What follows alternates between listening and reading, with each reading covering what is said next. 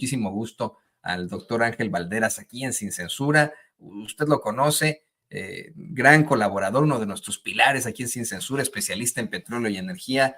Doctor, lo saludo y no sé si quiere comenzar dándonos su opinión sobre esto que está ocurriendo aquí en Estados Unidos y luego ya nos vamos a su tema, que es muy, muy importante, pero me imagino que estén interesados en platicar sobre esto también. Pues hola Toño, saludos cordiales desde Querétaro. Mira, pues es que es importante para México lo que pasa en Estados Unidos.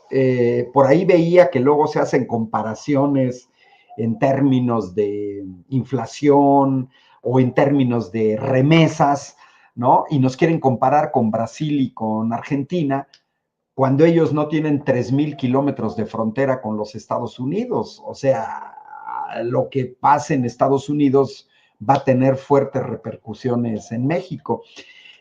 Yo creo que se generó un caos, este atentado, autoatentado, lo que haya sido, pues catapultó lo que decía Paco Cruz en su análisis, tiene razón, o sea, le dio a casi en la mano la presidencia de nueva cuenta a Donald Trump.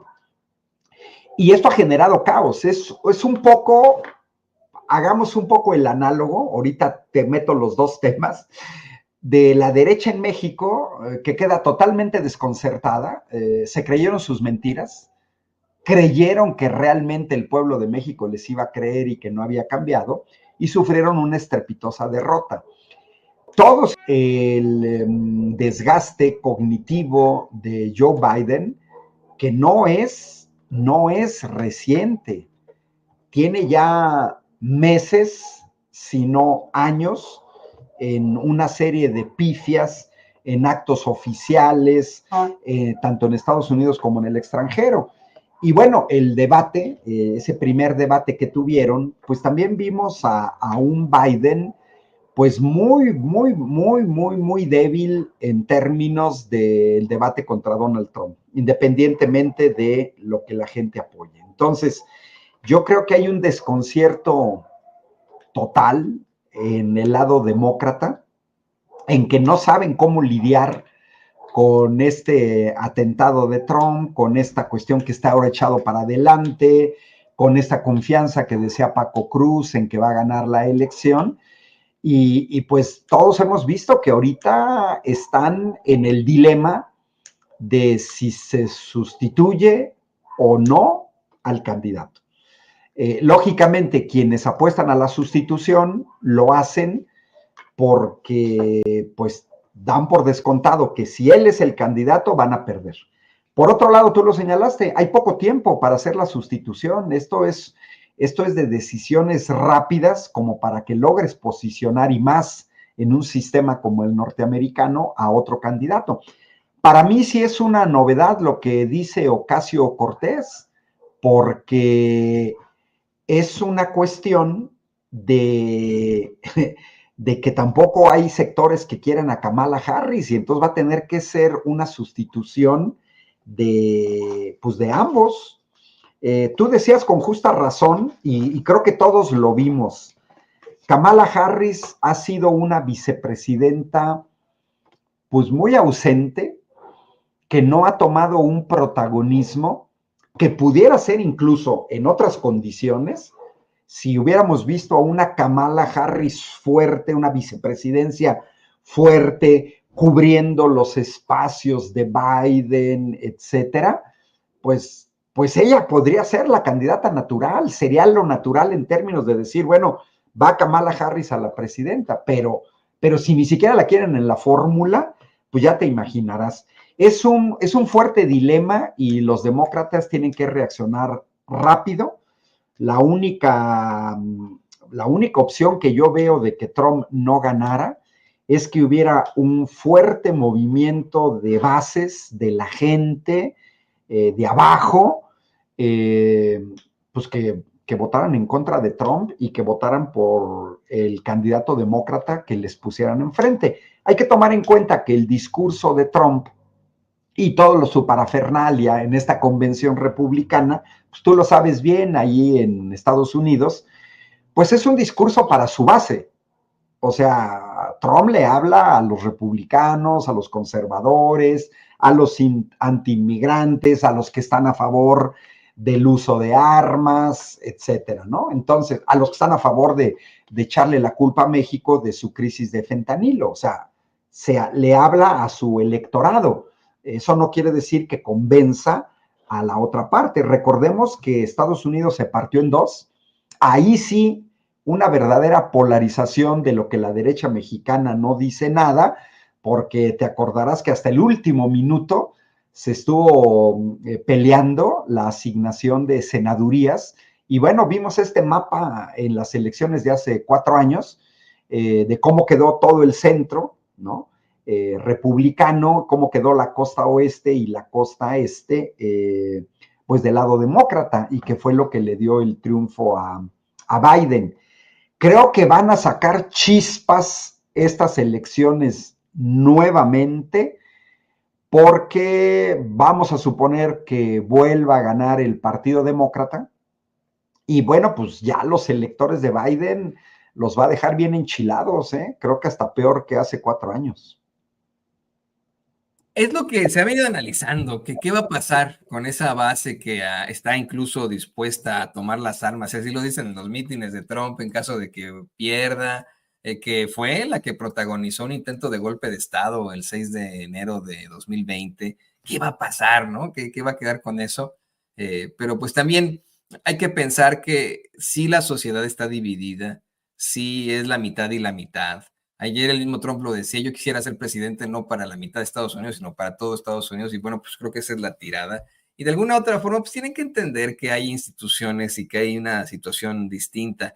Lo que nos dice el doctor de Kamala Harris es claro, ¿no? Sí, su actitud gris, además de haber sido fiscal y no la conecta mucho con la gente. Yo sí estoy convencido de que probablemente la mejor apuesta que tenga el Partido Demócrata, y que va a ser difícil de convencer, es alguien como Michelle Obama, una gran abogada, a quien yo considero estuvo pues más bien detrás verdaderamente del poder en todo el mandato de su esposo, la que verdaderamente tenía los sesos en esa relación, y que siempre ha dicho que está alejada de la política, no quiere participar en la política, pero que hoy sí tendría el mismo efecto de antihéroe que tuvo Trump cuando llegó en 2016. Tendría el efecto de, en primer lugar, jalar a todo el voto de los afroamericanos, de mucha gente que históricamente no vota, a menos que se trate de una elección muy, muy importante para ellos, que llegan a votar en masa a pesar de los pesares.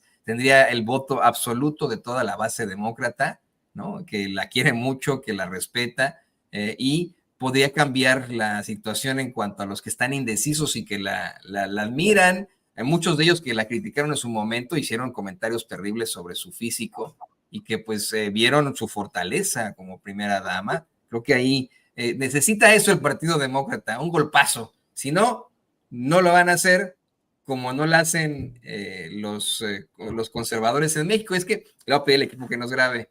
Yo sé que ya también quiere hacernos este comparativo. No quiero yo darle ideas a los votantes acá en Estados Unidos. Por supuesto que me voy a pensar muy bien mi voto. No quiero que se tome esto a mal, pero considero que tal vez el fracaso del Partido Demócrata aquí en los Estados Unidos es que, híjole, se parecen mucho a los panistas de México. O sea, son un partido, por supuesto, conservador, moderado, pero con una serie de hipocresías terribles. Y hoy, pues eso es lo que enfrenta al PRI, al PAN, al desaparecido PRD y a la derecha mexicana, que hoy, a ver cómo le hacen, pero están intentando impugnar la elección, están intentando que no llegue el plan C, con las mismas tonterías de siempre, y ahora, bueno, pues se sacaron de la manga lo de la sobrerepresentación que ellos impusieron, doctor. Es que justamente ahí está el problema. Mira, es una cuenta muy sencilla, Toño. Mira, ¿qué estuvo en disputa el 2 de junio? Porque estamos hablando de que saben que perdieron de manera estrepitosa, entonces quieren ahora sí de lo perdido lo que aparezca, ¿no? Estuvieron en juego 300 distritos electorales para elegir a 300 diputadas y diputados. 300. ¿Cuántos ganó Morena y aliados? 256. Esto es muy relevante, ¿eh? 256 de los 300 distritos electorales significan que la coalición Seguiremos Haciendo Historia obtuvo el triunfo en 85% de los distritos electorales. 85%.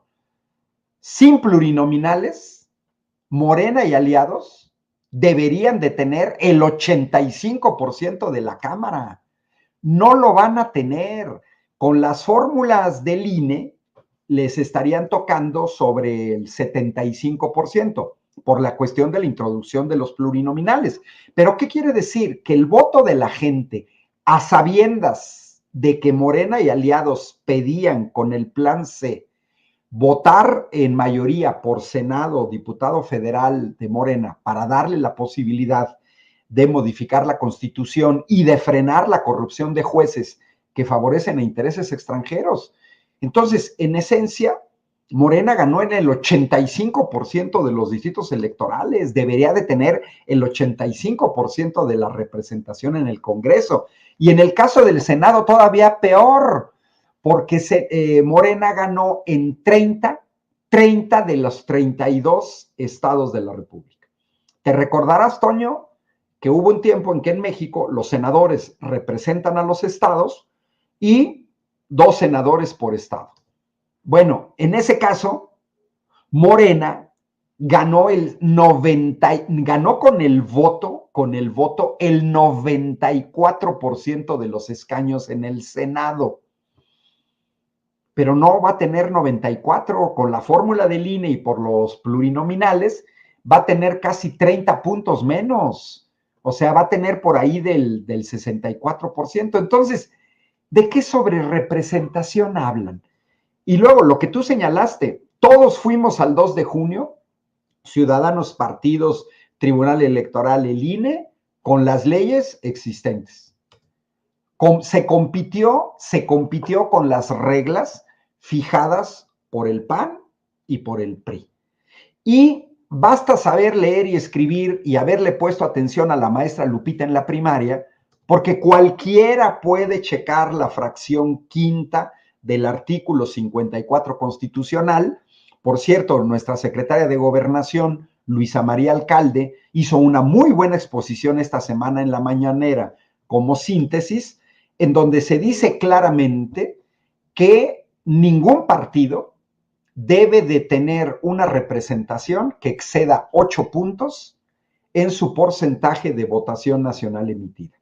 Y con las reglas fijadas por PAN y PRI, que ellos en 2008, ojo, en 2008 derogaron el artículo 59A, que implicaba la asignación de plurinominales por coalición.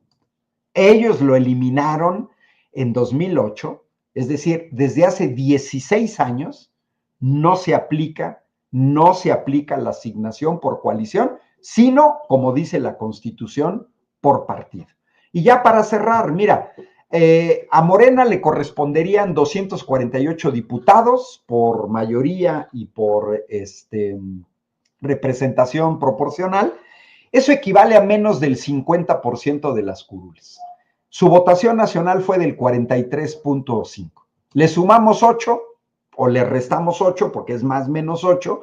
Bueno, pues tendría Morena 51% sería el límite máximo. Va a tener 49. En el caso del PT, igual. El PT tuvo una votación nacional de 5.8. ¿Cuántos diputados le van a corresponder? El 10%. ¿Sobrepasa el límite máximo? No, porque el límite máximo para el PT serían 13.8 y nada más le van a tocar 10. Y finalmente, para el Partido Verde, que va a tener 75 diputados, pues eso equivale al 15% de las curules. ¿Cuál fue su votación a nivel nacional? 8.9, prácticamente 9. ¿Cuánto sería el límite máximo? 17. ¿Va a tener 17? No, va a tener 15. Es decir, Toño, esto es una mezcla de aritmética elemental, es una cuestión de respeto a la Constitución Y es una cuestión de decirle a la derecha y a la oposición que no sean chillones. Se compitió con sus reglas fijadas cuando ellos tuvieron la mayoría calificada necesaria para modificar la Constitución. Si lo quieren ver como un boomerang, pues será un boomerang, pero ellos eliminaron la asignación por coalición para favorecerse. Gracias a esa reforma, pudieron modificar la Constitución en 2013 con mayorías calificadas obtenidas con esa fracción quinta del artículo 54, que no se hagan. Así modificaron la Constitución PAN y PRI. Entonces, para mí son patadas de ahogado, para mí son una muestra clara de el pensamiento totalmente antidemocrático de la derecha mexicana. Para mí es una muestra clara de que no saben perder y también es una muestra clara de que están impulsando un golpe técnico para quitarle a mayoría y aliados la mayoría calificada en la Cámara de Diputados. Ahora, que la gente nos dejemos es otra cosa, ¿eh? Eso es otra cosa. No le están midiendo el agua a los camotes. Hay que recordar que Claudia Sheinbaum ganó la elección con 60 puntos, más que los que había ganado Andrés Manuel, que fue un 52%, y que tampoco significa que el otro 40% de la sociedad mexicana esté a favor de que se viole la Constitución.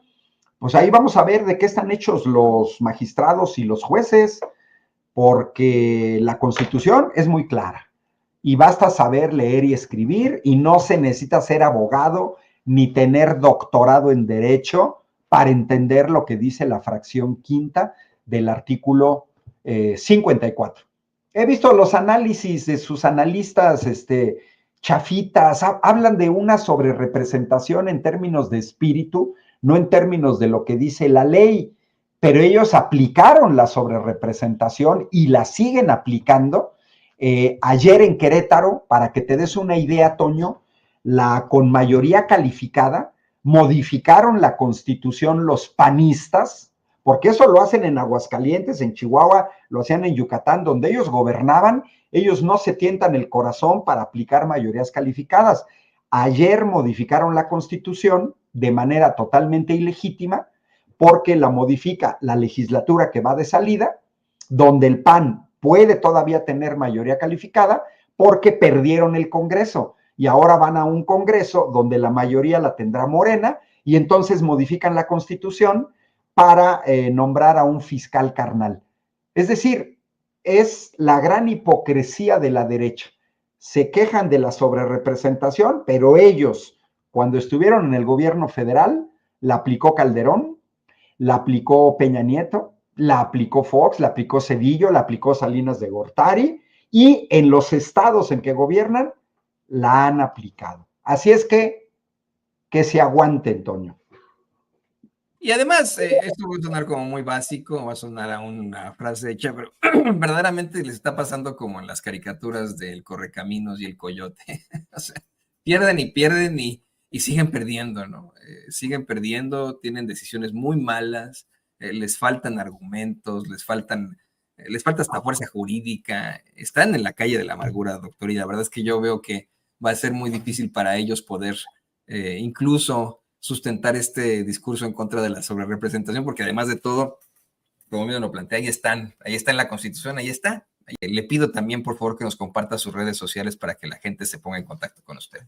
Mira, mis redes sociales, @Ángel Valderas en Twitter, pero también estoy como Ángel Valderas en Facebook y también estoy como Ángel Valderas en YouTube. Y si por aquí alguien de Pachuca está siguiendo esa transmisión, mañana voy a estar en la tarde, a las 4 de la tarde, en las oficinas del Comité Ejecutivo de Morena Hidalgo, en una charla sobre la reforma al Poder Judicial. Y hoy en la tarde voy a estar en el municipio del Marqués a las 6 de la tarde, aquí en Querétaro, siempre con una charla sobre la reforma al Poder Judicial. O sea que andamos en debate con los abogados, Toño, sin ser abogados. La fuerza que tenemos es que sabemos leer y escribir, sabemos hacer búsquedas automáticas de los documentos y le aprendimos a la maestra Lupita, sabemos aritmética. Así es que es un debate muy interesante. Se va a poner muy interesante, de verdad que sí, querido doctor, y bueno, pues le deseamos siempre lo mejor de lo mejor. Ahí tiene usted a nuestro querido colaborador, uno de los pilares de Sin Censura, el doctor Ángel Balderas. Usted lo ve aquí en Sin Censura, especialista en petróleo y energía. Muchas gracias, doctor, y que pase